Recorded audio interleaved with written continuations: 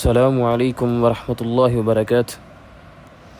آج میں آپ کو جڑی بوٹیوں اور قدرت کی دوسری چیزوں سے ہٹ کر آپ کو میں ایک ایسی چیز بتلاؤں گا، ایسی شخصیت کے بارے میں بتلاؤں گا کہ آپ نے بہت ہی کم اس کے بارے میں سنا ہوگا۔ وہ ہیں علی بن عباس مجوسی، ایک صاحب بصیرت طبیب تھے۔ اس فخر روزگار طبیب کی پیدائش 930 عیسوی میں ایران کے قصبے حواز میں ہوتی ہے۔ اہل مغرب اسے حالی عباس کہتے ہیں۔ چونکہ تمام مورخین اس کے نام کے ساتھ مجوسی لکھتے آئے ہیں، اس لیے یہ شبہ ہو سکتا ہے کہ وہ مسلمان نہیں تھا۔ حالانکہ یہ خلاف واقعہ ہے، وہ مسلمان طبیب تھا۔ اس کے آباء و اجداد یقیناً مجوسی تھے۔ اس نسبت سے سوانے نگاروں نے اسے بھی مجوسی لکھ دیا۔ دنیائے اسلام میں وہ ایک بلند پایہ مسلمان تحقیق کار کی حیثیت سے مشہور ہے۔ اس کا مطالعہ بہت ہی وسیع تھا اور خاص طور پر قدماء کی کتابوں پر اس کی بے حد گہری نظر تھی۔ وہ حد درجے ذہین تھا، اس لیے بہت جلد اس نے علم طب میں دستگاہ حاصل کر لی۔ پھر اس نے ایک ایسی کتاب لکھی جس کا شمار طب کی امہات کتب میں ہوتا ہے۔ اس کتاب کا نام کامل الصناعۃ الطبیہ ہے، لیکن یہ الملکی کے نام سے مشہور ہوئی۔ یہی جو کتاب انہوں نے کامل الصناعۃ الطبیہ لکھی، لیکن یہ مشہور الملکی کے نام سے ہوئی۔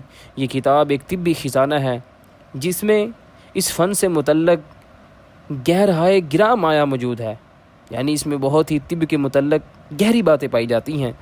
نیز اس کے اسلوب تحریر میں ادبی لطافت اور دلکشی بھی ہے۔ مصنف کے عہد میں اس کتاب کو مقبولیت حاصل ہوئی اور اہل علم اس کا مطالعہ بڑے ذوق و شوق سے کرتے تھے۔ اسدالدولہ نے علی بن عباس مجوسی کے مشورے سے بغداد میں بیمارستان ازدی قائم کیا۔ 10ویں عیسوی کے نصف آخر میں اسے بڑی شہرت حاصل ہوئی۔ علی بن عباس کی شہرۂ آفاق کتاب الملکی کا ایک نہایت نفیس عربی ایڈیشن 2 جلدوں میں 1870 عیسوی میں قاہرہ سے شائع ہو چکا۔ اسی طرح اس کا عربی متن تقریباً 4 لاکھ الفاظ پر مشتمل ہے۔ اس میں 20 مقالات ہیں۔ علی بن عباس نے یونانی اطباء میں سے جالینوس کا ذکر خصوصیت کے ساتھ کیا ہے، اور شام کے مسلمان اطباء کے بارے میں بھی بہت کچھ لکھا ہے۔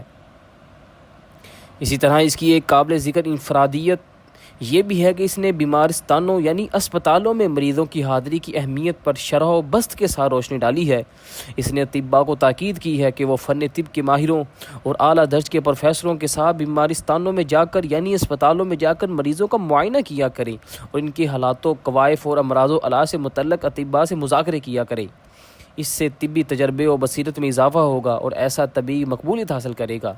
علی بن عباس مجوسی نے اپنے عہد کے اسلامی طبی ورثے میں جو گراں قدر اضافہ کیا، اس کا ذکر مغرب اور مشرق کے تمام مورخین نے کیا ہے۔